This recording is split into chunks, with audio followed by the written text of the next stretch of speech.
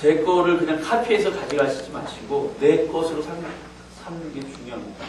제가 어떤 강의 갔더니 어떤 그 유명한 목사님이 그렇게 설교를 하시더라고요.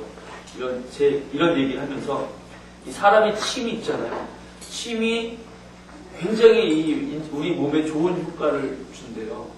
이게 침이 보약이 됩니다. 침 많이 삼키시기 바랍니다. 침이 보약이래요. 침이 아주 우리 몸에 좋은 그런 영향을 주는데 이 침이 너무 좋으니까 저의 침을 해가지고 저는 좀 드시겠습니다. 안 드셔요. 아무리 좋아도 그게 남의 입에서 하면 더 어렵다고 느낀단 말이에요. 저희 딸도 안 먹습니다. 그 얘기를 하시더라고요. 내 것으로 삼는 게 중요하지 나는 그걸 그대로 받아서 그걸 가지고 하려고 하는 그런 게 하면 안 된다. 생명은 카피되는 게 아니다. 내 것으로 내 안에 그 생명을 경험하는 것이 중요하다. 이런 얘기를 하셔서 참 공감을 많이 했습니다. 이 시간에도 뭐 적으시고 뭐 다 좋지만 그냥 생명을 같이 경험할 수 있는 시간이 되었으면 좋겠습니다. 1강에서 우리가 함께 나누고자 하는 것은 이제 반갑습니다. 뭐 이거 웰컴은 뭐 그냥 하시면 됩니다. 그건 뭐 중요한 건 아니고 그냥 마음을 열는 것이니까 시간이 없을 때는 스킵 이렇게 그냥 지나가셔도 상관없겠죠. 근데 좀 여유가 있으시면 좀 마음을 열 수 있도록 얘기를 나누셔도 좋을 것 같아요. 이 강의의 핵심은 이제 목적과 방향 속에 나오겠죠. 예수님이 복음 되시는 이유, 왜 예수님이 복음이라고 얘기하느냐, 복된 소식, 기쁜 소식이라고 얘기하느냐, 그걸 영접함으로 말미암아 내 삶에 미치는 영향에 대해 함께 은혜를 나누게 될 것입니다. 이렇게 얘기했습니다. 그런데 어쨌든 제목에서 공부 잘하는 사람들은 제목 속에 그 키포인트를 다 잡습니다. 제목에서 뭐죠? 키포인트가 절망, 희망.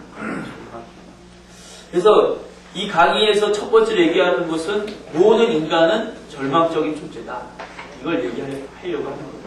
이게 성경에서 얘기하는 관점이잖아요. 아시죠?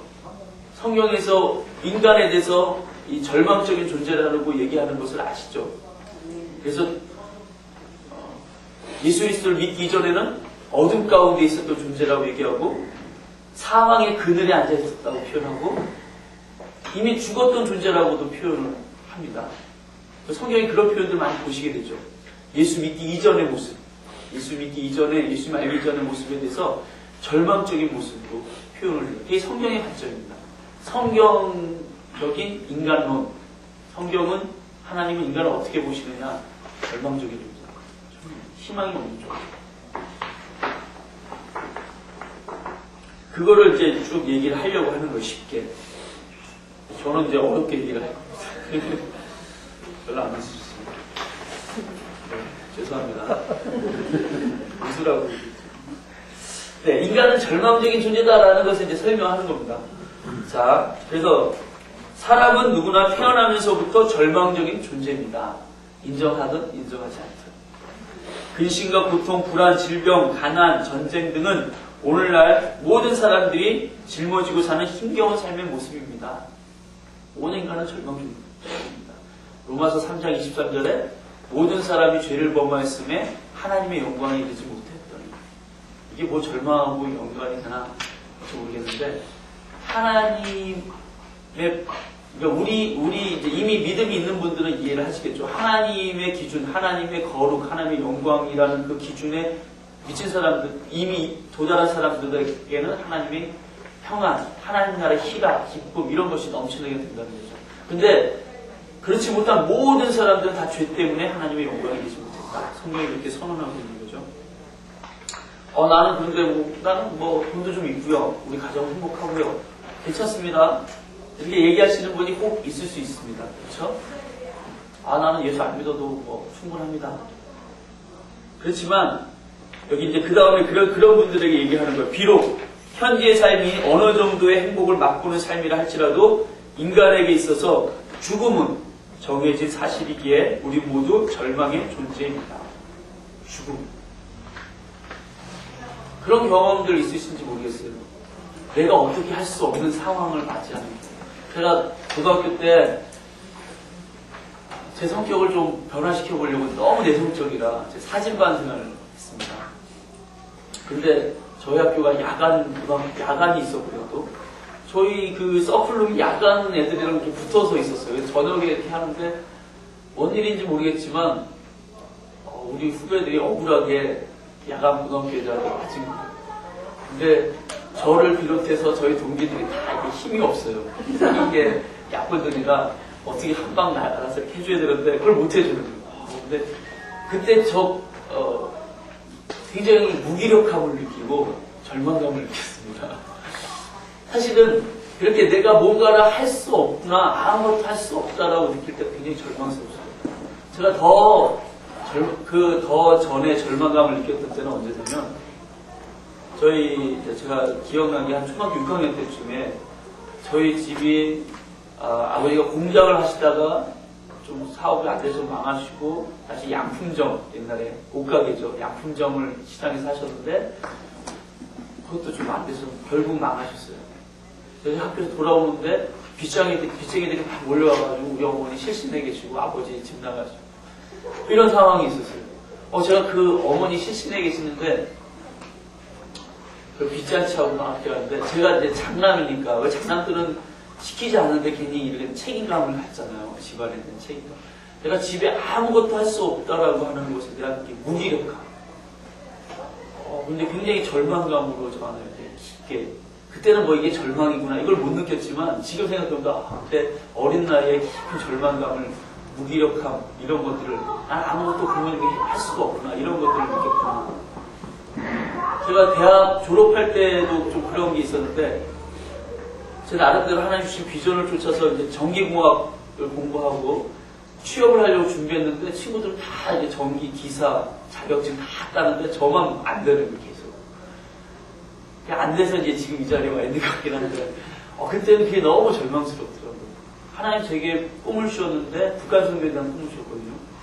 근데 하나님이 저에게 말씀하셨다는 것 자체도 다 흔들리고 하나님 정말 살아계신가 이런 것까지 막 흔들릴 정도로 굉장히 절망감을 느꼈어요. 그때 제 18번이 나의 가는 길 주님이 인도하시네 그는 보이지 않아도 날 위해 일하시네 이게 이제 제 주제곡이었는데 그때 기분이 캄캄한 그러니까 눈을 감고 그때 그 5.16 광장이죠. 지금은 그 공원이 조성되어 있는데 아무것도 없는 아스팔트를 제가 걸어봤어요. 여의도에서. 눈 감고 걷는데 한 10박자로 지나가니까 불안하더라고요. 내가 어디로 걷는지 아무것도 없는 줄 알면서도 그런 불안해.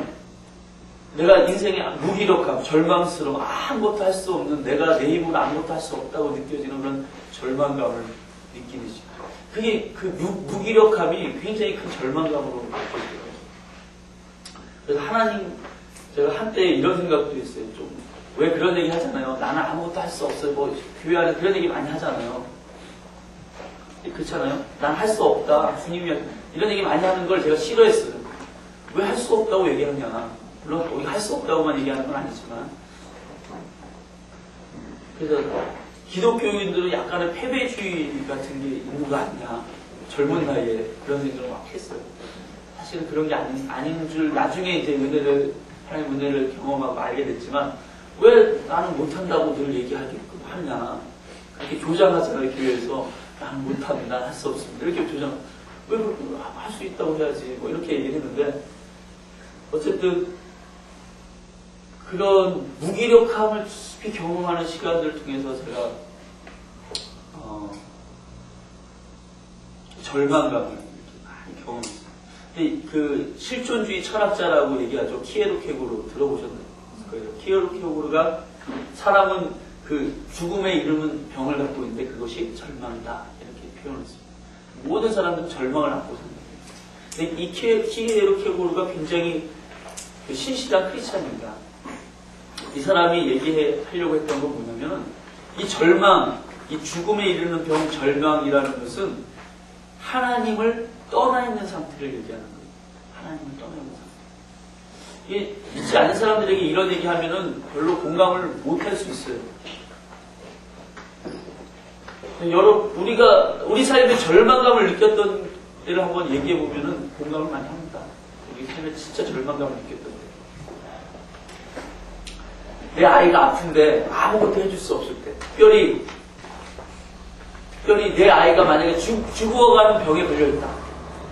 근데 약을 쓸 수도 없고 돈을 뭐 할 수도 없고 어떻게 아무것도 해줄 수 없다. 이런 경험 해보셨나요?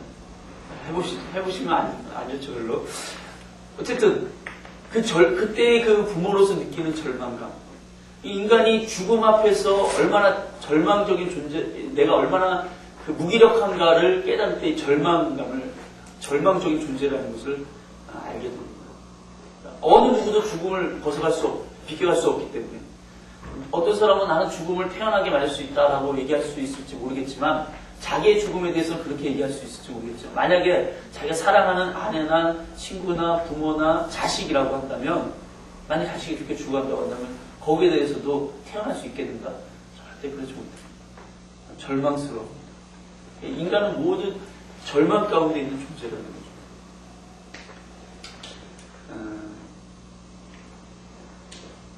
이 절망이 성경은 여기 우리 교재에서 에덴 동산에서부터 시작되었다라고 얘기하는데, 에덴 동산이 중요한 것이 아니라 이 절망의 시작이 어디냐? 죄라는 거죠. 죄에서부터 이 절망이 시작됐다. 그럼 이 죄가 무엇인가 라는 것을 우리가 한번 정의를 해볼 필요가 있는데, 여기 이 교재에서는 죄 정의에 대해서 사실은 그렇게 분명하게 나와 있지는 않습니다. 죄가 무엇이죠? 우리 성악교사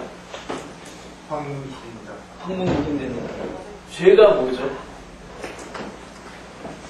잘 모르겠습니다. 네. 솔직하게. 네. 생각하는 게 죄예요? 생각에서 이게 마음으로 행동으로 흘러가게. 마음에서 행동으로 흘러가게.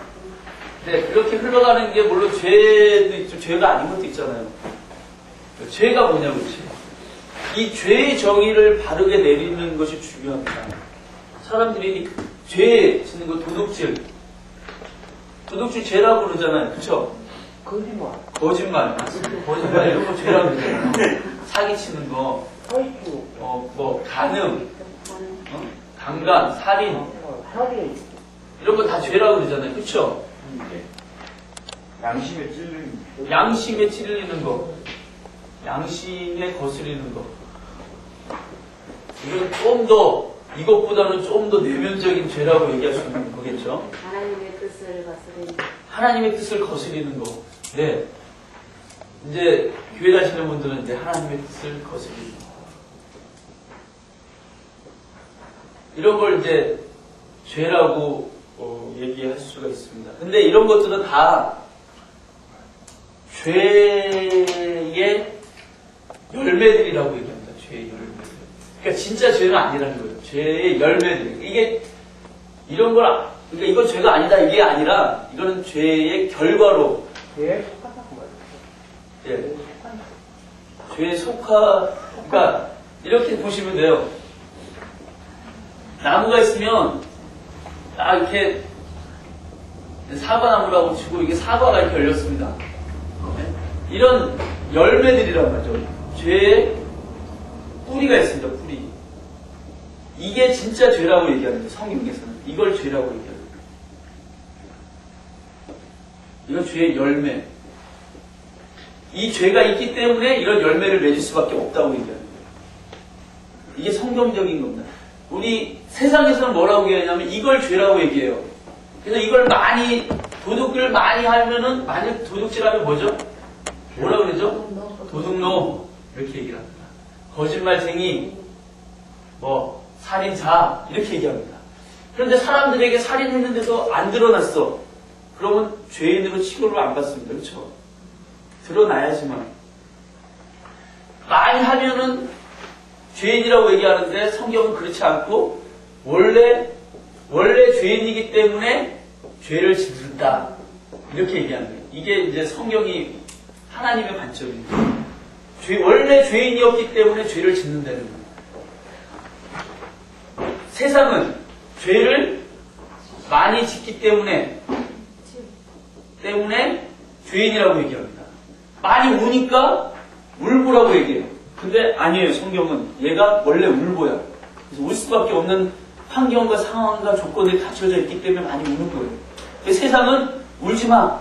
울보야 네가 하고 죄의 열매만 따요. 울지 말게 하는 행동만 한단 말이죠. 그거는 세상의 교육 방법이에요. 하나님의 교육 방법은 그게 아니에요. 얘가 왜 울까? 얘가 왜 울게 됐는가? 얘가 가시가 찔렸나? 누구에게 맞았나? 원인을 찾아서 그 원인을 해결해 주는 거예요. 얘가 울보가 되지 않게, 원인을. 세상은 죄를 많이 지었기 때문에 죄인이라고 얘기하지만 성경은 우리가 죄인이기 때문에 죄를 많이 짓는다고 얘기합니다. 그래서 하나님은 이 죄를 사람과 분리시켜 주십니다. 하나님은 죄를 미워하시지만 사람은 사랑하신다. 그 얘기가 이런 얘기예요. 하나님은 죄를 미워하셔서 십자가에서 이 죄를 해결하시기 위해서 십자가에 못 박혀 죽으셨어요. 하나님은 사랑의 하나님이시지만 아주 무서운 공의의 하나님이십니다. 우리의 죄를 눈뜨고 보시지 못하셔요. 이거를 반드시 해결하셔야지만 우리를 구원하시는 분이에요. 그냥 은혜다 그래서 우리는 은혜를 그냥 대충 덮어주는 걸로 생각하잖아요. 아니라는 거예요. 하나님은 공의 하나님입니다. 우리가 하나님의 은혜 때문에 구원을 얻기도 했지만 하나님의 공의로우심 때문에 구원을 얻은 거예요. 하나님의 공의로우심이 우리 죄를 해결하신 겁니다. 이 죄를 십자가에 예수님이 못 박혀 죽으심으로 죄를 해결하신 거죠. 그래서 우리에게서 죄를 삭제하시고 사람인 우리를 구원하시고. 좀 이제 빗나갔는데 어쨌든 죄가 뭐냐? 이제 그걸 찾아야겠죠. 죄가 뭐냐?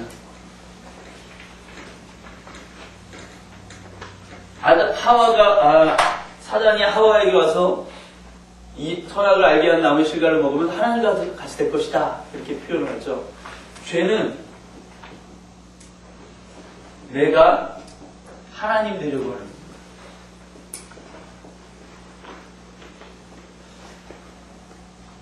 나는 하나님 되려고 한 적이 없는데요. 여러분 사실은요. 우리가 전지전능합니다. 전지전능은 아닌데 전지까지는 아니지만 전능합니다. 여러분 텔레비전 보고 싶을 때 텔레비전 보시잖아요. 밥 먹고 싶을 때 밥 먹고, 네? 자고 싶을 때 자고. 내가 내 삶의 모든 결정을 주인돼서 내가 내 삶의 주인된 이게 이제 조금 완화된 표현인데 하나님에서 완화된 표현을 주인이라고 표현하는데 내가 내 삶의 주인 노릇하는 거예요. 내 삶에 내가 하나님 되려고 하는 거. 내가 주인 돼서 내가 스스로 결정하고 선택하고 판단하고 이게 성경은 이걸 죄라고 얘기합니다. 그래서 영어로 보면 이게 죄잖아요. 여기서 S와 N을 지으면 I가 나옵니다. 내가 살아있는 나를 주장하는 거. 이게 죄라고 성경은 하나님. 어렵다. 이렇게 표현했는데 쉽게 얘기하면 이렇습니다. 오늘 아이들에게 설교를 할 때 제가 이런 설교를 했어요. 아담과 하와가 선악을 알게 하는 나무의 실과를 먹고 눈이 밝아져서 자기가 벗었다는 것을 알게 됐잖아요. 사실은 거꾸로라고. 죄를 짓기 전에는 하나님의 영광으로 이렇게 있어서 벗었는지를 못 보고 오히려 너무 아름답다. 하와 너무 아름답고 아담 너무 멋있다. 이렇게 서로를 봤거든요. 근데 죄가 들어오면서 그 영광이 떠나버린 거예요. 원래 사람은 흙으로 지어졌다가 하나님의 생기가 들어와서 하나님의 형상으로 이 땅 가운데 거하게 됩니다. 하나님의 형상으로. 하나님의 영광이 우리 안에 머물러 있었던 거예요. 그런데 죄가 들어오면서 하나님의 영광이 떠나버렸어요. 그래서 이제 인간의 모습만. 이것도 어려운가? 그러니까 죄는 우리가 하나님과 연합하여 이렇게 있어야 되는데 그 연합에서 떨어져 나온 것. 이게 죄라는 거예요. 그래서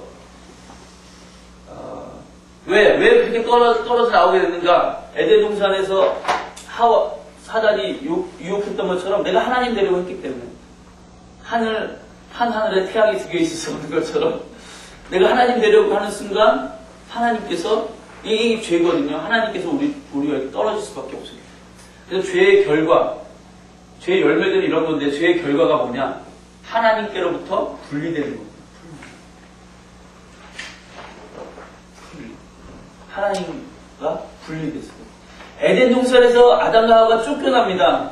사실은 쫓겨날 수밖에 없는 게 하나님과 분리된 존재라는 것을 보여주는 거예요. 우리가 분리된 존재가 하나님과 함께 있을 수가 없는 거죠. 에덴 동산에서. 만약에 하나님과 함께 있으면, 이 죄에 있는 우리가 하나님과 함께 있으면 어떻게 되냐면, 하나님은 하나님의 거룩하심의 속성은 뭐냐면 죄를 태워버리셔요. 마치 불과 종이의 관계입니다. 하나님의 거룩은 불이에요. 우리의 죄인의 속성은 종입니다. 그래서 우리 종이 같은 우리가 하나님과 함께 있으면 타버린 거예요. 그냥 소멸을. 그러니까 에덴 동산에서 추감당하는 게 은혜인 거예요. 같이 있으면 살 수가 없어요. 그 죄가 해결되기 전까지는 하나님과 함께 거할 수가 없는 거예요. 죄의 결과가 분리다. 하나님께로부터 떨어지는 거예요. 하나님은요, 모든 생명의, 모든 축복의, 복의 근원이십니다. 믿으시죠? 모든 생명의 근원이십니다. 마치 나무가 아까 있는데,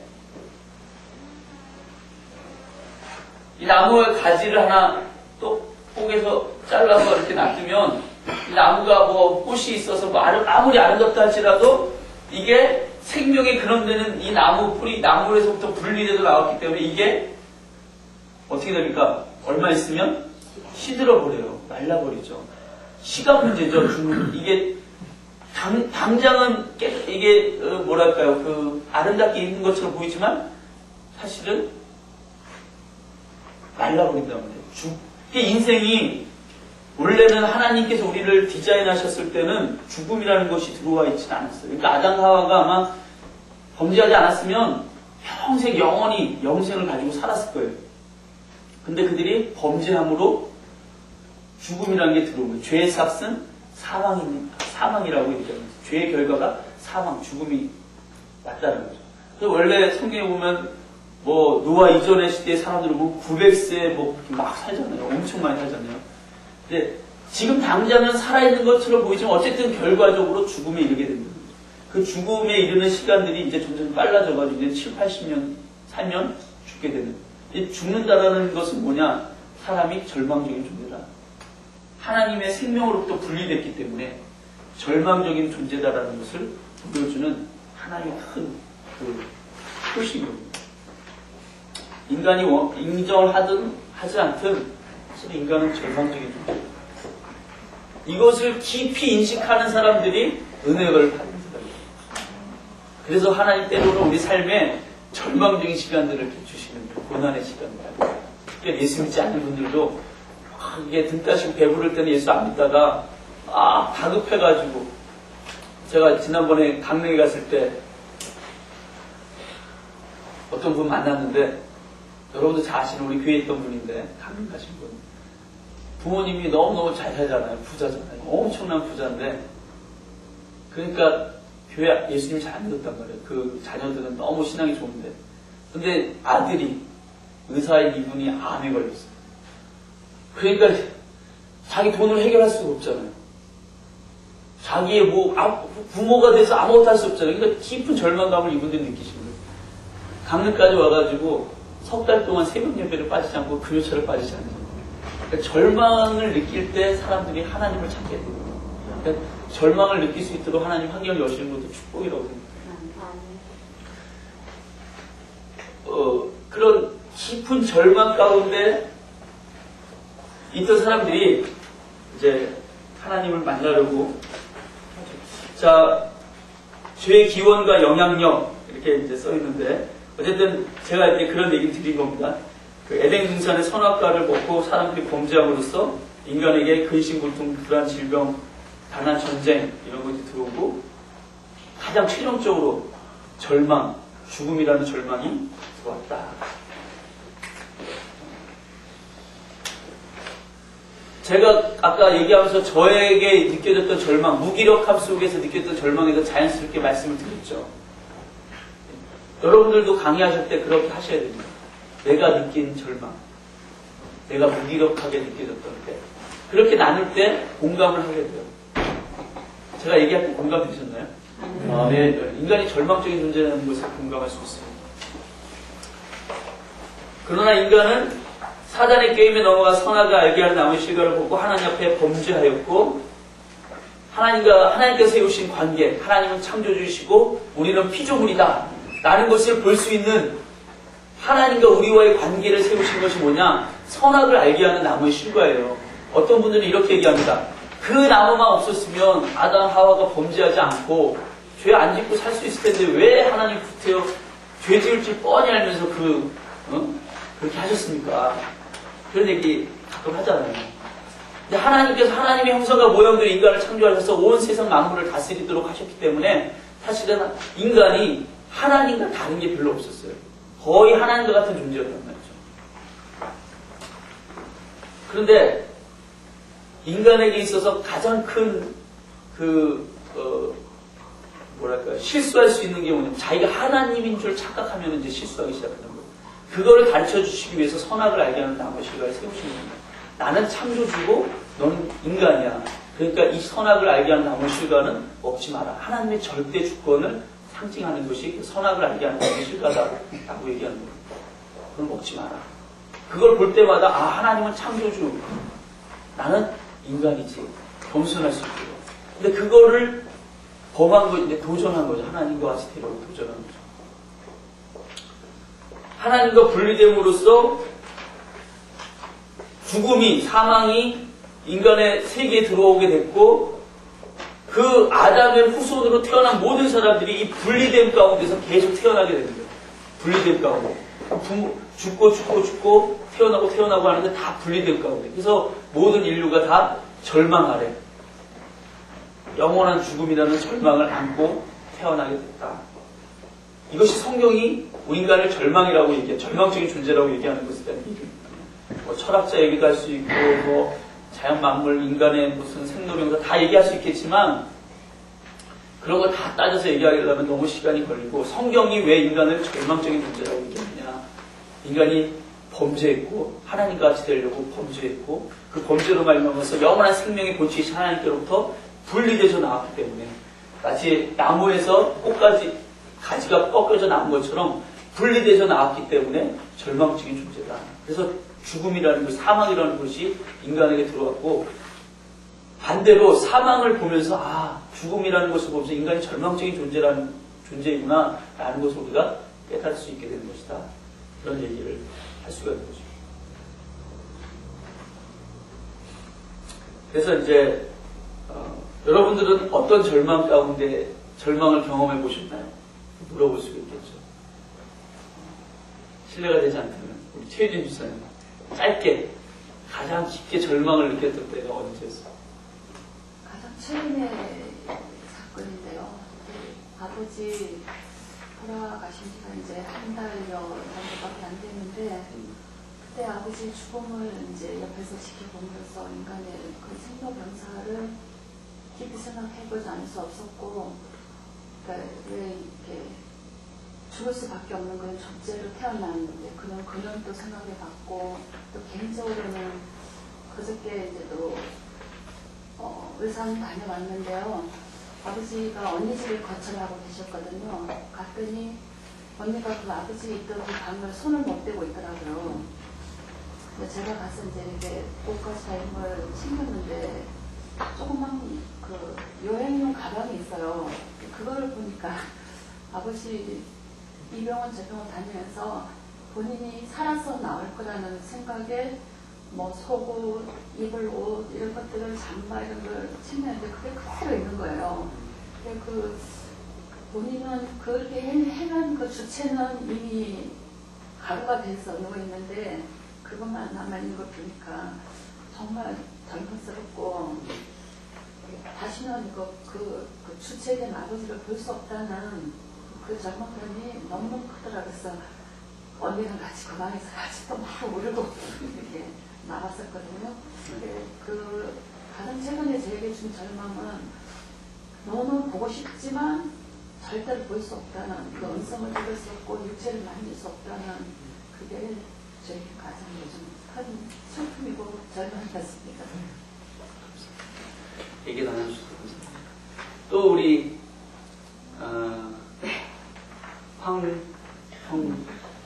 황문국입니다. 죄송합니다. 제가 이름을 잘 모르겠어요. 황문국. 언제 깊은 절망을 느끼셨어요? 아까 말씀하신 대로 내가 뭘 못했을 때 절망입니다. 저 같은 경우는 그 회사 생활하면서 처음에 입사를 하고 나서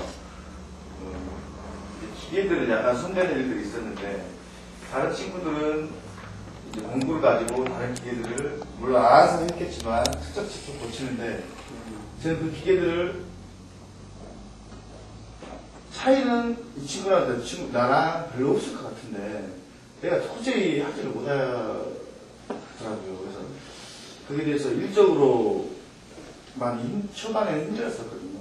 그 힘든 부분 때문에 그 약간의 절망감을 느꼈는데 뭐 금방 따라가서 그때 처음에 입사하고 지금까지 위치까지 이제 따라 올라갈 때 물론 힘든 과정 속에 약간의 절망을 느꼈습니다. 네, 그렇습니다. 그 사람마다 정도의 차이는 있지만 이렇게 깊은 절망들을 느끼는 때가 있습니다. 저는 제가 결혼하고는 절대로 나는 우리 부인에게 폭력을 사용하지 않겠다. 마음을 굳게 먹고 있었는데 결혼 초에 제가 발로 그 집사람을 걷어찼습니다.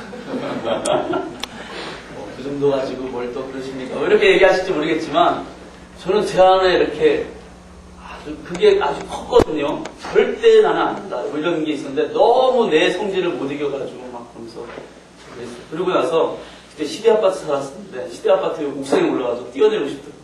옥상에서 올라가는 이게 절망감이 이렇게 막 그러니까 절망감이라는 것이 뭐 죽음 앞에서도 경험되어지긴 하지만 내가 세운 어떤 나는 절대로 이렇게 생겼던 모든 것들 이런 것들을 통해서 그게 제대로 되어지지 않을 때 때로는 내 자녀에게 그렇지 않습니까? 자녀에게 절망감 느끼시지 않습니까? 때로는 옛날에는 이게 잡혔는데 말하면 들었는데 이게 좀 컸더니 이게 안 통하는 거예요.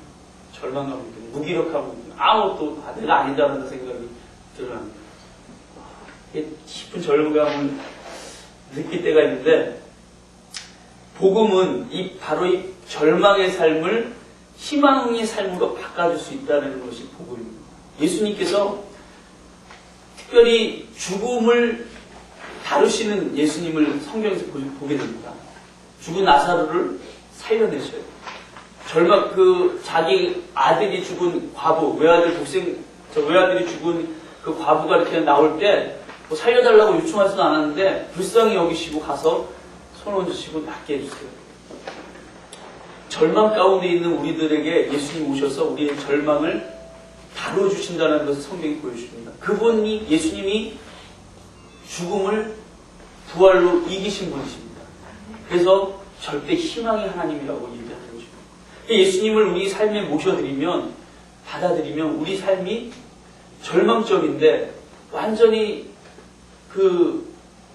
아무 희망도 없게 느껴서 살고 싶은 마음도 없게 생각이 되는데 그 예수님을 우리의 삶에 모셔드리면 그 예수님으로 인해서 우리 삶에 절대 희망이 들어오게 됩니다. 절대 희망. 때로는 잠깐 마음이 어려워질 수도 있지만 그 예수님을 묵상하고 그 예수님이 나와 함께 하신 것을 깨닫고 그 예수님께 기도하고 하면서 우리는 절대 희망의 삶으로 우리가 살아갈 수 있는 것을 경험합니다. 예수 믿는 사람들이 그게 다른 거예요. 같이 힘들다고 얘기할 때도 있지만 그거를 힘든 것으로 계속 절망의 나라 가운데 자기 자포자기하고 그 절망 가운데 쓰러지는 것이 아니라 오뚜기처럼 거기서 다시 일어난다고. 왜? 예수님이 나의 희망이 되신다는 걸 알아요. 특별히 예수님이 죄의 문제를 해결해 주셨습니다. 십자가에서 우리의 죄를 모두 짊어지시고 십자가에 내가 죽어야 될 십자가에서 예수님이 대신 죽으심으로 나에게 있던 죄를, 아까 얘기했지만 내 안에 있던 죄를 해결해 주신 거예요. 나를 더 이상 죄인으로 하나님 보시지 않고 예수 그리스도로 옷 입은, 마치 태초에 하나님 형상과 모양대로 지으셨을 때 우리가 하나님의 영광의 옷을 입고 있었다고 얘기를 드렸는데, 그 영광의 옷을 입고 있는 사람으로 우리를 바라보신다. 너는 의롭다. 너는 거룩하다. 너는 존귀하다. 너는 보배롭다. 나는 아닌 것 같은데 나 대신 십자가에서 예수님이 대신 죽어주신 사건으로 인해서 나를 하나님께 의롭고 보배롭고 존귀한 자. 무엇보다도 그 죄 때문에 이 죄의 문제, 이 내가 어쩔 수 없었던 그 내 뼛속 깊이 새겨져 있었던 그 아담으로부터 흘러왔던 그 죄가 해결될 겁니다. 예수님이 십자가에 못 박혀 죽으시고. 그래서 나는 이제 죄인이 아니라 하나님 앞에 의로운 의인이라고 일컬어하는 겁니다. 근데 나는 이제 상황은 아직 절망적인 상황들이 느껴질 때가 있어요. 그러나 상황들이 열매라고 한다면 내 안에 내가 이제 거룩하고 복된 그런 그 의인으로 희망의 사람으로 바뀌어졌기 때문에 상황들이 이제 바뀌어질 것을 기대하게 됩니다.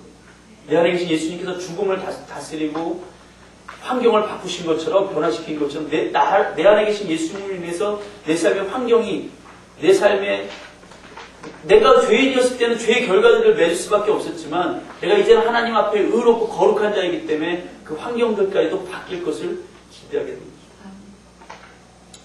지금부터 얘기하려고 하는 건 조금 더 어려운 얘기고, 이런 얘기는 강의할 때 안 하셔도 되지만 그냥 잠깐 이해를 하기 위해서 우리가 좀 설명을 좀 제가 하겠습니다. 사람은요, 먼저 이렇게 육체가 있죠. 육체가 있고 몸이라고도 표현합니다. 몸. 그 다음에 뭐가 있죠?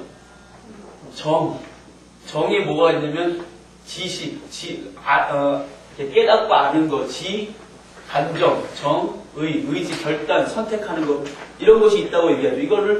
이거를 이제 통틀어서 혼이라고도 표현합니다. 그 다음에 뭐가 있죠? 영이 있습니다. 사람은 이렇게 구성되어 영혼 또는 영상, 육, 이렇게 사람이 구성되어 있다는 얘기 들으셨죠? 이게 이제 인간의 기독교적인 시각 속에서 보는 거예요. 유물론자들은 이 영혼을 별로 안 믿어요. 영혼은 그냥 뇌의 작용으로서 되는 거라고 생각을 합니다. 그러나 사실은 그 뇌의 작용 속에서, 뇌의 작용이라고 보여지는 그곳에, 그 안에서 일어나는 일들이 너무나 신비롭고 과학으로 설명될 수 없는 것들이 너무나 많기 때문에 영혼을, 교회를 안 다니고 신을 안 믿으면서 영혼의 존재를 인정하는 사람도 사실 아주 많습니다. 그래서 과학자인데, 교수인데, 정치를 다니는 사람, 국회의원이고 정치가고 아주 훌륭한 사람이라고 나를 좀 믿으십시오, 나를 좀 따라오십시오, 이런 리더들인데 정치로 다니는 사람 많잖아요. 사실 잘들 못 믿는 거죠. 어쨌든 영과 혼과 육이 있는데, 우리가 범죄를 했을 때 하나님 우리를 창조하셨을 때 우리를 어떻게 창조하셨냐면 흙으로 우리를 이렇게 지으셨잖아요. 그렇죠? 몸이 있었어요. 몸이. 아직 영혼은 없었어요. 근데 하나님의 생기, 성령이라고 얘기하는데, 생기가 불어오면서 사람이 생명이 되었다라고 얘기합니다. 진짜 사람이 됐다는 거죠. 이 생기가 들어오면서 우리 안에 생긴 것이 뭐냐면 영이 생긴, 영과 혼이 생긴 것입니다. 그래서 하나님께서 우리를 다스리는, 우리가 살아가는데 어떻게 살아가게 하셨냐면, 이 영은 하나님, 영이신 하나님과, 이게 이제 세타 하나님을 의미하는데, 하나님과 교제하도록 이렇게 창조하셨습니다. 하나님의 음성을 듣고 하나님과 교제하도록 우리를 원래 하나님 형상과 모양대로 창조하셨을 때 그렇게 창조하셨어요. 영을.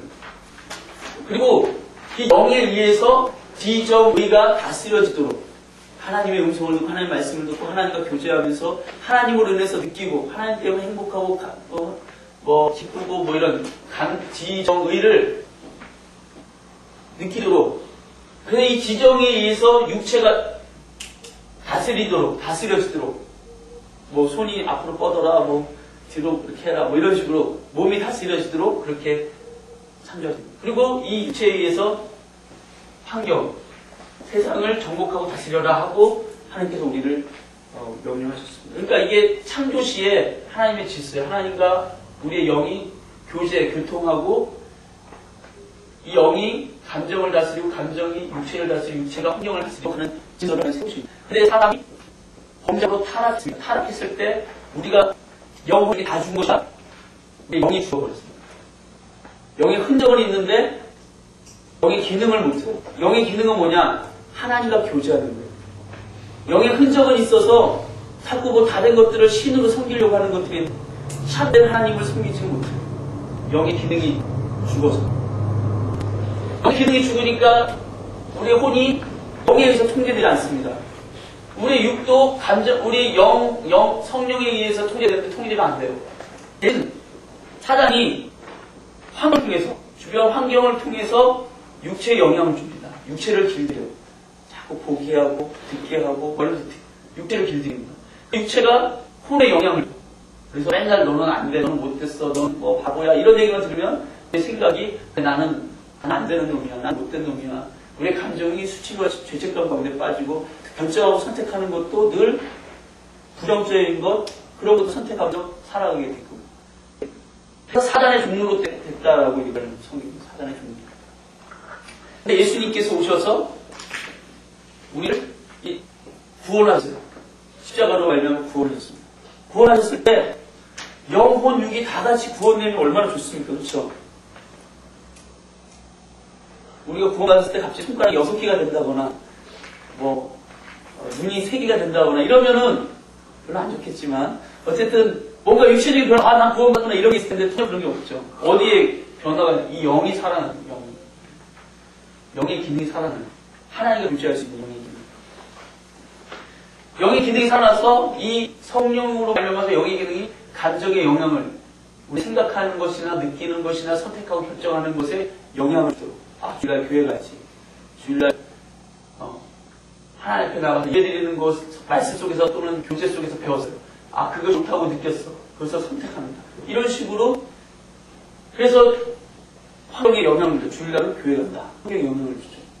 제사 지내는 제사 안 지내서 이런 식으로 환경에 영향을 주는 거죠. 이 질서가 회복이 된 거예요. 그래서 우리가 예수 믿고 갑자기 우리 몸에 뜨거움을 느끼고 살아계신 하나님을 느끼고 막 이런 혼에 영향을 줄 수도 있습니다. 성령에 충만해서. 그러나 그렇지 않을 수도 있어요. 그러나 분명히 우리가 알아야 될 것은 예수 믿고 우리의 영이 거듭난다는 거예요. 그리스도 안에서 새 피조물 됐다고 고린도후서 5장 17절에 얘기하는 것처럼 우리가 변화됐다는 거예요. 이 변화를 인정하고 영에 계속 공급해야 되는 것이 말씀과 기도. 왜 이 말씀과 기도를 영에 이게 하나님과 교제의 수단, 통로가 되게 돼요. 또 더 나아가서 예배. 더 나아가서는 영의 운동이라고 그러죠. 전도. 그럴 때 우리 영이 강해져요. 영이 자라나기 시작해요. 영이 막 혼에 더 영향을 주기 시작해요. 더 힘있게. 성경에 보면 성령으로 말미암아 너희 속사람을 강건하게 하옵시고 라고 중보기도 하는 바울의 기도가 나옵니다. 성령으로 우리의 영을 강하게 견고하게 세워간다는 거예요. 근데 성령이 우리 안에 역사하는 통로가 뭐냐? 말씀과 기도, 좀 더 나가면 예배, 전도 이런 것들이죠. 그래서 교회에서 이걸 강조하는 거예요. 교회 설교의 한 50%는 이거잖아요. 왜 그러냐? 우리 영이 살았어요. 영이 변화되는데 영이 자라야 되잖아. 영이 기능을 해야 되잖아요. 영이 기능을 하도록 만들어지긴 했는데 하나님과 교제 안 해. 그러면 변화되긴 했는데 이거 살았는데 교제를 안 하니까 영이 혼에 영향을 못 주고 육에 영향을 못 주고 환경을 지배하고 다스릴 수가 없게 됩니다. 그러니까 영을 살도록 그걸 자꾸 얘기를 하는 겁니다. 얘기하려다가 여기 얘기를 했는데 이게 이해가 되시죠? 무슨 얘기인지. 그리고 기도 말씀하는 데 예수님이 내 말이 곧 영이라고 했어요. 예수님의 말씀이 영이 생명이라고 했어요. 그러니까 예수님의 하나님의 말씀을 답장하고 받아들이고 감수하고 속에 그런 표현이 많아요. 말씀이 너희의 속에 풍성히 거하시도록 하라. 이런 말씀. 우리 영을 자꾸 힘있게 하는 거죠. 이럴 때 환경에 지금 예수 믿고도 이것이 안 되면 환경을 다스리고 우리가 희망의 삶을 경험하는 것이 부족하다는 거죠. 이스라엘 백성들이 출애굽하고 들어가기 전에 12명의 정탐꾼 가운데 10명의 정탐꾼들은 이 영이 이 하나님이 함께 하시는 것을 경험하는 것이 부족했던 거예요. 그러니까 보는 것이 그들은 거인이고 우리 메뚜기 같더라. 들어가면 다 죽는다. 환경을 정복할 수가 없는 거예요. 예수 믿고 하나님 선택한 백성인데도 불구하고 그리스도인임에도 불구하고 희망의 삶을 경험하지 못하고 절망의 삶을 계속 살아가게 되더라는 거죠.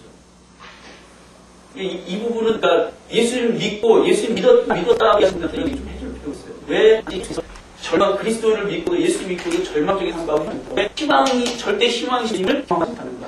이게 안 됩니다. 이거 뭐냐면 율법으로 해요. 율법. 이거 안 하면 하나님께 죄 짓는 거고 이거 안 하면 하나님이 내 삶을 힘들게 하시고 예배하면 어려움 당하고 이런 식으로 율법으로 생각. 아니면 이건 은혜 통로예요. 사실은 은혜 통로. 얘는 하나님 우리를 축복하시기 위해서 우리에게 상 주시기 위해서 해주신 거지. 하나님께 나와서 하나님이 거기서 나 이러시려고 예를 제정하시는 게 아니거든요. 세상의 죄 가운데 어려운 삶 살아가는데 하나님이 축복하시려고 생명을 공급하시려고 은혜를 넣어주시려고 주일날 예배 드리라고 하시는 이걸 예를 또는 11조 기도하는 거 전도하는 걸 방법으로 율법이 아닙니다. 은혜의 통로입니다. 교회에서 이 율법으로 얘기하는 게 난 참 이게 못마땅하고 힘들거든요. 여러분 할 때도 이걸 절대로 율법적으로 얘기하시면 안 돼요. 이건 은혜입니다. 예수 믿는 사람들의 특성이에요. 하나님의 이 영을 살찌게 해서 환경을 정화드리도록 절망에서 이제 희망을 이런 교제로만 말씀으로만 그냥 우리가 지식으로만 배우는 것이 아니라 우리 삶에서 그 희망을 내가 절망인 줄 알았는데 위기인 줄 알았는데 이걸 통해서 하나님 기회로 삼게 하시고 밥으로 먹게 하셔서 힘주시고 이걸 경험하도록 환경을 다스리고 정복하고 나아가도록 그걸 경험하게 하는 것은 여기 있다. 이걸 보통 예수 믿고 처음에는 잘 모르죠. 이걸 양육하시는 게 이렇게까지 어려운 것을 얘기해 주셔야 돼요. 영이 살아서 할 수 있어요. 제가 이 얘기를 왜 했는지 이제 그냥 절대 절망에서 희망을 갖다고 오늘 우리가 얘기하고 있잖아요. 기쁘십니다. 그런데 간혹 사람들의 마음에 나는 예수 믿는 희망을 정말 별로 경험 못해. 그래서 얘기를 쓰는 거예요. 예수 십자가에서 죽은 우리의 모든 죄를 담당하시고 우리를 희망하게 하도록 어둠에서 빛으로 살아주는 곳에서 하나님의 자유 옮겨주시는데 이 옮겨주신 그 일이 이미 예수님 오시기 500여 년 전에 이사야 선지자에게 예언되어졌다. 같이 한번 읽읍시다. 우리는 다 같아 같이 쟁일로 건너를 원천 우리 죄악을 그에게 명하시다. 다 양처럼 다 마음대로 자기 원하는 걸 갔다는 거죠. 근데 그거라는 겁니다. 자기 마음대로 자기 원하는 대로 자기가 하나님 돼서 자기가 스스로 정말 그게 일반적인 사람은 누가 안 그렇습니까? 그렇죠. 하나님 없이 하나님의 음성을 듣고 하나님 말씀에 순종하면서 이게 아니라 하나님 없이 분리된 가운데 태어났으니까 당연히 그럴 수밖에 없는 거죠. 근데 어쨌든 그게 죄라는 거예요. 성경은. 그게 죄. 그 우리 무리의 죄악을 그에게 예수님에게 담당시키셨다. 그래서 이제 예수님을 이 사실을 믿고 예수님을 구주로 영접하는 모든 사람들에게 하나님은 따뜻하고 사랑스러운 아버지가 되어주신다. 그냥 하나님이 아니라 아버지가 되어주겠다. 요한복음 1장 12절 13절 함께 읽겠습니다. 시작. 영접하는 자, 곧 그 이름을 믿는 자들에게는 하나님의 자녀가 되는 권세를 주셨으니 이는 혈통으로나 육정으로나 사람의 뜻으로 나지 아니하고 오직 하나님께로서 난 자들이다. 사실 여기서 예수님을 영접하고 하나님을 믿으면 하나님의 자녀 되는 권세를 주십니다. 이건 권세입니다. 특권층이 되는 거예요. 특권층. 이것은 혈통으로 부모님이 교회 다녔으니까 또 예수님이 나도 구원 받겠지. 이게 안 된다는 거죠. 혈통으로나 육정으로나 사람 욕심으로 안 된다는 거예요. 그 사도행전으로 보면은 막 이걸 좀 사기 위해서 막 돈을 내서 내가 이걸 살 수 있겠냐고 막 누구죠? 마술사 시몬인가 그 사람 뭐 그런 얘기 하잖아요. 그런 걸 할 수가 없다는 거죠. 사람의 뜻으로 사람의 그 결정 계획으로 되지 않고 하나님께로서 난 잘했다. 우리의 출생의 근원, 출생의 비밀이 있는데 하나님이다. 여러분 그 출생의 비밀을 알게 되면 이제 사람들이 변하잖아요. 우리 아버지가 뭐 왕이시다. 뭐 이러면은 갑자기 주몽이 그 애들 말로 찌질했던 주몽이 갑자기 뭐 이렇게 달라지잖아요. 출생이 누구냐 이게 굉장히 중요합니다. 우리 출생의 비밀 누구시라고요? 하나님께로부터 난 사람. 예전에는 흙으로 썩어질 흙으로 지어졌던 존재라면 지금 이제는 영원히 썩지 아니하는 성령으로 거듭난 그런 사람들이 저와 여러분들을 믿습니다. 이런 분들에게는 하나님이 약속하셨습니다. 수고하고 무거운 짐진 자들아 다 내게로 오라. 내가 너희를 쉬게 하리라. 참된 안식이 하나님 안에 참된 평안이 하나님 안에 있습니다. 세상에서는 참된 안식을 누리기가 어렵습니다. 마음의 안식을. 어떤 사람은 죄책감에 무거운 짐을 지고 삽니다. 어떤 사람은 절망이라는 무거운 짐을 달고 삽니다. 사람들이 나름대로 수고하고 무거운 짐을 지고 살아요. 우리도 예수 믿는 우리도 간혹 수고하고 무거운 짐을 지고 삽니다. 목사인 저도 때로는 수고하고 무거운 짐을 지고 살아요. 근데 돌아보면 수고하고 무거운 짐을 지고 살았을 때의 삶은 이게 부족합니다. 내 삶가는 이걸 했어도 율법으로만 했어. 설교하려고 이거예요. 제 얘기입니다. 그리고 개인적으로 하나님과 교제, 교통 이걸 하도록 영이 있는 건데 하나님과 사귀도록 성경에 그런 표현이 나와요. 하나님과 사귀도록 하나님을 즐거워 기뻐하고 하나님과 사귀도록 하나님을 애인처럼 만나도록 그렇게 성령 우리의 영을 회복시켜 주셨는데 그 통로로 이걸 해야 되는데 이걸 안 하는 거예요. 그럼 내 말은 수고하고 무거운 짐을 지고 어떤 사람은 너무 미워 어떤 문제가 너무 힘겨워 어떤 것이 너무 위처럼 느껴집니다. 이건 이제 나를 끝장낸 것 같은 느낌이지. 다 여기 이게 안 되면 문제들만 보이는 거예요. 설교 때 맨날 듣잖아요. 문제들만 보이는 거예요. 근데 이게 되면 하나님 내 곁에 계신 것이 보이는 거예요. 그 갈렙과 여호수아처럼 그들이 얘기하는 성경 구절 한번 보시죠. 하나님 우리와 함께 하시고 그들은 우리의 밥이라고. 하나님이 너무 크시고 전능하신 분이기 때문에 그대로 밥처럼 보이는 거예요. 미치지 않고 이런 일이 있을 수가 없죠. 하나님이 보이니까 그러는 거예요. 이걸 통해서 하나님 교제하니까 교통하니까 하나님 보이는 거거든요. 다윗 골리앗 쓰러질 때도 마찬가지잖아요. 이스라엘 모든 사람들이 다 무서워서 벌벌 떨었어요. 다윗만 네가 조롱하는 만군의 여호와의 이름으로 나간다. 그는 골리앗이 커 보인 것이 아니라 골리앗 자기 옆에 자기와 함께 하시는 만군의 여호와 하나님이 너무너무 커 보였거든요. 그러니까 자신 있겠어요. 이게 이스라엘 백성들 다 저거 미쳤다 이렇게 생각했을 거예요. 골리앗 이거 미친놈 아니야 이런 식으로 얘기합니다. 이게 분명한 사람은 세상이 감당치 못하는 거예요. 환경을 정복하고 뛰어넘는 거예요. 이게 복음이 되는 겁니다. 우리 삶에 예수 그리스도가 복음이 되는 거예요. 우리 심장을 벌렁벌렁하게 하고 아침마다 일어날 때 예수님의 생명으로 태어나면서 오늘 하나님 무슨 일을 내 삶 가운데 행하실까 기대하고 어떤 말씀을 하실까 무릎을 꿇고 이게 정상적인 그리스도인 삶입니다. 자, 그래서 함께 나누는 이야기 이거는 생략하겠습니다. 예수님의 복음은 다른 어떤 것과 비교할 수 없는 엄청난 사건이며 기쁜 소식입니다. 왜? 우리의 인생 전체를 뒤집어 놓는 사건이거든요. 절망했던 우리를 희망의 자리로 옮겨주는 사건이기 때문에 이게 정말 대단한 사건이 됩니다. 기쁜 소식인 거죠. 이 복음을 받아들이면 우리는 영원한 천국을 소유하게 됩니다. 이게 영원한 천국을 소유하게 되며 많은 사람이 여기까지만 받아들여요. 예수님이 꼭 천국. 그런데 두 번째 이장으로도 참된 천국을 경험할 수 있게 됩니다. 그래서 이 활동을 공복하고 희망을 먹을 됩니다. 이 단계에서. 우리 영이 혼을 다스리고 우리 입을 다스리고 영을 다스리게 함으로써 예수님은 우리의 절망을 완전한 희망으로 바꿔줄 수 있는 유일한 분이십니다. 즉 예수 그리스도만이 참되고 온전한 복음이 되십니다. 요한의 3서 1장 2절 한번 읽겠습니다. 시작. 사랑하는 자여 내 영혼이 전쟁같이 내가 범사에 지속되고 강건하기를 바라노라. 하나님 우리의 영혼이 우리의 영혼이 잘 되는 것뿐만 아니라 우리의 범사가 우리 환경에 우리의 내 몸이 강건하고 그러니까 육체적 범사가 잘 되고 강건하기를 그 환경이 변화되기를 범사에 잘 되고 강건하기를 하나님 원하신다. 이 땅에서의 천국의 삶도 하나님께서 허락하셨다는 겁니다. 제가 여러분들에게 좀 질문하고 싶어요. 만약에 이거를 이 내용을 그냥 아무 생각 없이 그냥 읽고 나눈다면 예수님이 복음처럼 느껴질까요? 예수님 복음처럼 물론 이제 성령이 역사하셔서 내가 한 것 없이 그렇게 하실 수도 있을 수 있습니다. 그러나 저는 이렇게 생각합니다. 이거는요 에스겔이 본 마른 뼈 같은 거. 이거 마른 뼈 같은 거. 이거는 별 능력이 없습니다. 그런데 여기에 생기를 불어넣으시는 여러분들이죠.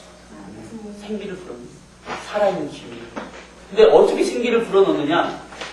여기서 말하고 있는 것에 정말 믿는 거예요. 정말 경험하고 있는 거예요. 난 절망스러운 존재였는데 난 희망의 자리로 옮겨왔어.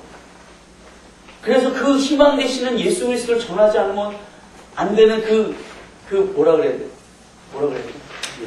열정, 흥분, 감격, 이것이 내 안에 살아있는 사람들은 이 마른 뼈다귀를 생기를 불어넣어서 하나님의 군대처럼 사용하시는 거예요.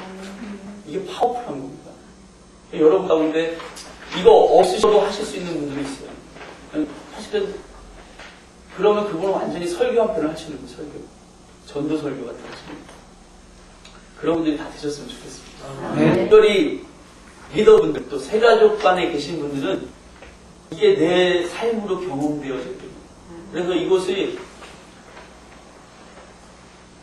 정말 내 삶에 내가 죽어서 천국에 영원한 그 생명을 갖고 사는 것뿐만 아니라 이 땅 가운데서도 천국을 누리는 삶. 이 땅에서 나를 통해서 하나님 다스리고 나를 통해서 사람들을 변화시키고 생명을 전하고 이런 일들이 일어나게 해달라고 기도해야 되고 그 일들을 직접 경험하면서 매일매일 복음 때문에 흥분하고 감격하는 것이 있어야 됩니다. 이게 없으면 이거 전하면서 괴리감을 느껴요. 괴리감이라는 건 뭐죠? 내 것이 아닌 것처럼 느껴지는 거죠. 근데 또 재밌는 거는 제 경험이기도 하고 이걸 전해보신 분들의 얘기이기도 한데 내가 다운되고 내가 어려울 때 이걸 전하면 이게 또 말씀이거든요. 말씀 전하면 내가 막 흥분이 맞아 이렇지. 내가 이러면 안 돼. 왜? 영이 공급을 하기 시작하는 그래 복음의 능력을 내가 다시 일어서자. 이게 생기거든요. 경험하시죠? 그럼 리더분들은 아마 경험하실 거예요. 그리고 이제 처음 복음 접하고 이렇게 하신 분들도 매일매일 이거를 나누려고 해보십시오. 그리고 이 말씀을 묵상하시면 이 안에서 하나님이 공급하시는 은혜를 내 영이 사는 그리고 영이 내 지정에 내 감정에 내 지식에 얘기하는 걸 듣게 됩니다. 그래서 내 육체가 의기소침하고 문제들 환경을 보니까 맨날 의기소침하고 힘이 없다고 생각했는데 묵상하고 힘이 생기고 담대해지고 자신 있어지고 반들은 다 야 너 어떻게 사냐 이렇게 얘기하는데 할 수 있어. 하나님 나와 함께 하셔. 내게 능력 주시는 자들 내가 모든 걸 감당할 수 있다. 얘기할 수 있는 사람이 됩니다. 저 여러분이 그렇게 세상이 감당치 못할 그런 그리스도인들이 되시기를 예수님이 너무 축원합니다. 네. 지금 적어보시고 그 사람들을 위해서 기도할 수 있는 시간들을 가지시기 바랍니다. 물이 고여있으면 썩습니다. 은혜도 고여있으면 썩어요. 근데 계속 흘러가면 이게 복음을 전하는 것으로 또 다른 사람을 위해서 중보하는 것으로 계속 흘러가면 날마다 내 안에 새로운 은혜들이 생깁니다. 새로운 기름 부으심. 어제 1년 전, 10년 전에 만났던 하나님이 아니라 오늘 이 시간에 만나는 하나님을 경험하게 됩니다. 새로운 기름 부으심. 얼마나 신선한지. 그 새로운 기름 부으심을 날마다 체험하는 사람이 나도 예전에 그래봤어. 이런 얘기를 안 하게 돼요. 딴 교회 이렇게 오래 신앙생활 하신 분들 보면 막 그런 얘기 하시는 분들이 있어요. 복음 얘기하고 막 흥분하면 나도 예전에 초신자 때 그랬어. 이런 초신자 때는 당연히 그렇거든요. 하나님 막 은혜를 주시니까. 근데 계속해서 내 영에 하나님의 은혜가 공급되지 않으면 영원 살아서 천국에 갈 수 있을지 모르겠지만 환경은 여전히 절망, 지옥. 그러니까 힘이 없어. 자신 있지 못해. 복음을 전하기가 어렵습니다. 그런 인생은 참 불쌍한 인생입니다. 예수 믿고 그렇게 무능력하게 여전히 살아간다는 것은 불쌍합니다. 목사님 제가 그렇게 불쌍한 인생을